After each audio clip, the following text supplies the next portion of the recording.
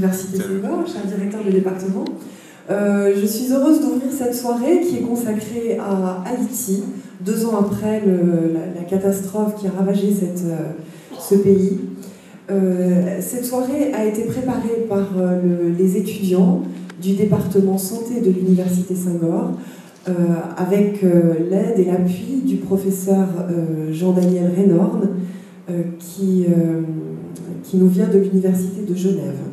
Il est l'auteur de ce livre, enfin il a dirigé la publication de ce livre, ainsi qu'un film qu'on va vous présenter tout à l'heure. Je lui laisse tout de suite la parole alors à Christian, je laisse tout de suite la parole à Christian qui introduira lui-même le docteur Renorn. Merci beaucoup Tatiana. Nous sommes heureux d'être encore dans les murs de l'Institut français pour cette soirée, alors qui est consacrée au tremblement de terre qui a ravagé Haïti. Donc c'est Haïti 2 ans après. Le film que vous allez voir après les témoignages de différents étudiants haïtiens qui sont présents à l'Université Senghor. Je tremble toujours, c'est comme ça. Donc ce film a été préparé par le professeur Jean-Daniel Renorn, qui est de l'Université de Genève. Il était jusqu'à il y a très peu de temps responsable d'un enseignement en santé internationale. Et c'est à ce titre qu'il vient à l'Université Senghor depuis de nombreuses années, au moins 10 ans maintenant, je pense. Et nous sommes très heureux d'être avec lui, d'être avec vous ce soir pour cette soirée consacrée à Haïti.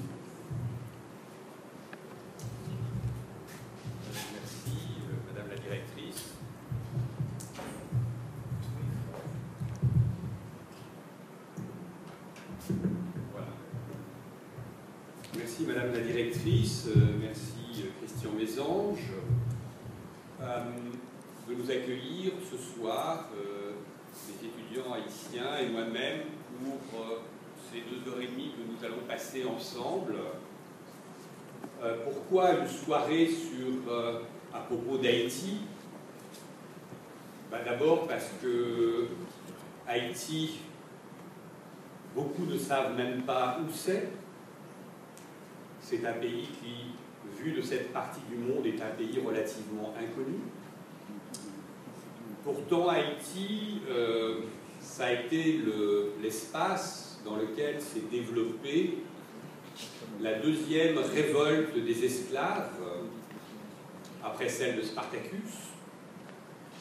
Haïti, c'est l'un des lieux où la population de l'Afrique a été transportée aux fins de travailler dans les champs de coton des États-Unis et des Caraïbes. Haïti, c'est la première république noire dans l'histoire du monde. Cela fait 2 siècles qu'Haïti a gagné son indépendance, les armes à la main, pas contre n'importe qui, puisque c'était les armées de Napoléon. C'est le premier pays qui a battu les armées de Napoléon. C'est un pays de grande fierté. C'est un pays aussi à l'histoire tumultueuse. Haïti a cherché à construire un État à travers un certain nombre de personnalités qui ont marqué depuis 2 siècles son histoire. Et puis, comme souvent, Haïti a traversé aussi des périodes beaucoup plus difficiles, et en particulier la période récente, à la fois sur le plan politique, sur le plan économique, sur le plan social et sur le plan des désastres naturels. Haïti a connu ces dernières années une vie particulièrement agitée. Alors, pourquoi cette soirée, parmi de nombreux autres qui se déroulent aujourd'hui dans le monde? Pourquoi ce livre? Pourquoi ce film? Il a été frappant pour tous les observateurs de voir qu'au moment du séisme du 12 janvier 2010, l'image portée par les médias sur Haïti était une image marquée au sceau de la stigmatisation. Je résume, Haïti, pays maudit. Il n'y a plus rien à faire en Haïti, c'est un pays perdu. On a entendu des phrases qu'on n'aurait jamais entendues du Sénégal, Pourtant, sur le plan, vous êtes dans un certain nombre à être des étudiants en études de développement. Sur le plan des indicateurs de développement, Haïti, c'est à peu près le Sénégal. Jamais on dirait du Sénégal, c'est un pays maudit. On va dire, c'est un pays qui a des problèmes, c'est la vitrine de la démocratie, tiens, quelque chose de très positif. Jamais dans les médias, au moment du tremblement de terre, on a présenté Haïti de manière positive. Et donc, nous avons été un certain nombre d'experts, de chercheurs, d'enseignants, de personnes qui connaissaient bien Haïti et qui, depuis des années, travaillaient avec les Haïtiens à changer l'image que les médias et donc l'opinion publique portent sur Haïti. D'où ce livre dont je vous reparlerai tout à l'heure, d'où ce film que vous verrez en deuxième partie. Mais tout de suite, je vais donner la parole à ceux qui font Haïti, qui sont les 7 étudiants haïtiens de Senghor, qui, mieux que quiconque, vont maintenant, pendant environ 1 heure, vous présenter Haïti. Merci de venir tous les 7.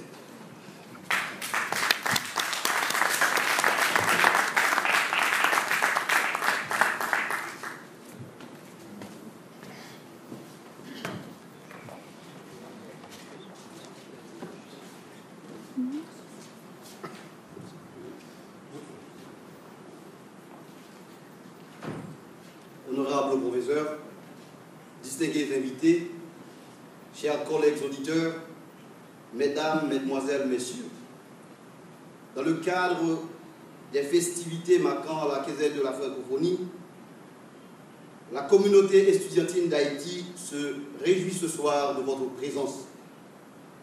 Nous sommes heureux de partager avec vous un regard sur Haïti, suivi de la projection du film Kebela Haïti que vous allez voir tout à l'heure.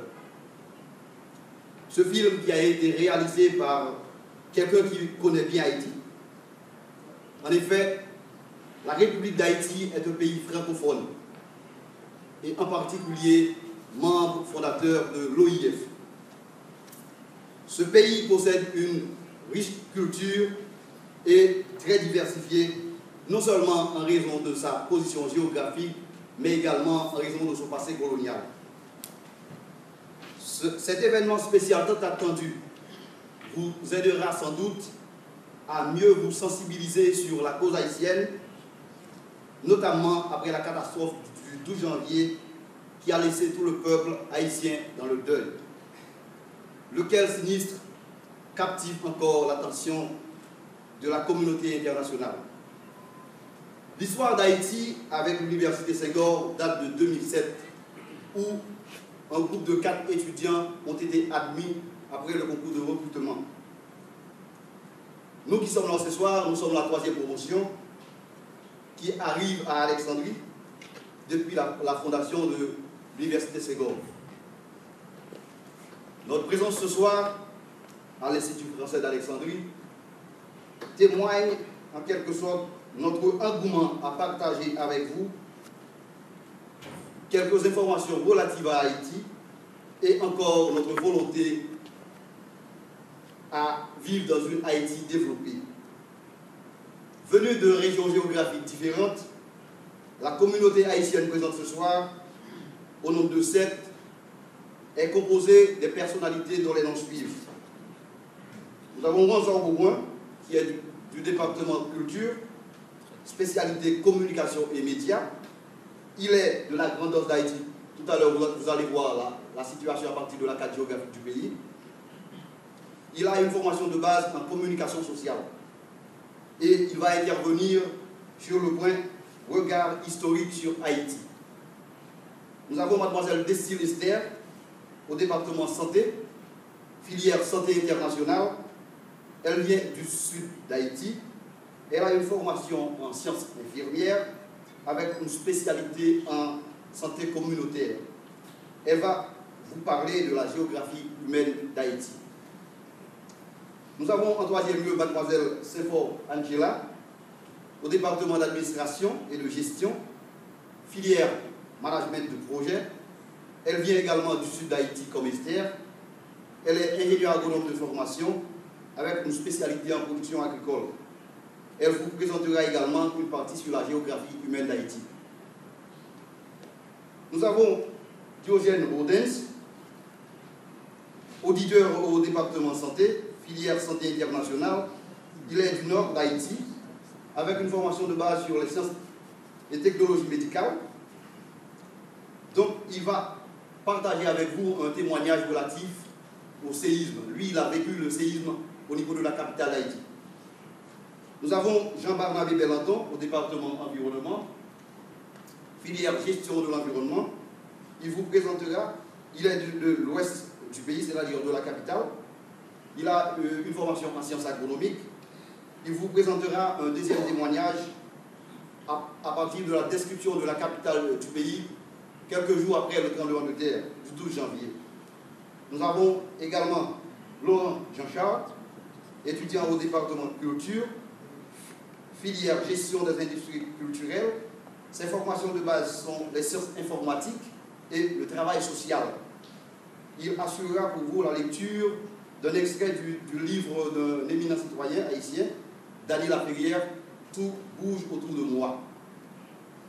Et enfin, votre serviteur, Turel Onex, auditeur au département environnement, filière gestion de l'environnement. Je suis du nord d'Haïti, je suis ingénieur agronome et formation en ressources naturelles et spécialité diagnostic et conservation de sol. Sur ce, nous vous prions d'accorder une attention particulière à ces étudiants qui vous décriront Haïti, ses contraintes, ses potentialités et les opportunités qui sont offertes là-bas, bien que la pauvreté soit omniprésente. En gros, ce qu'est Haïti et ce qu'elle n'est pas. Merci de votre aimable attention.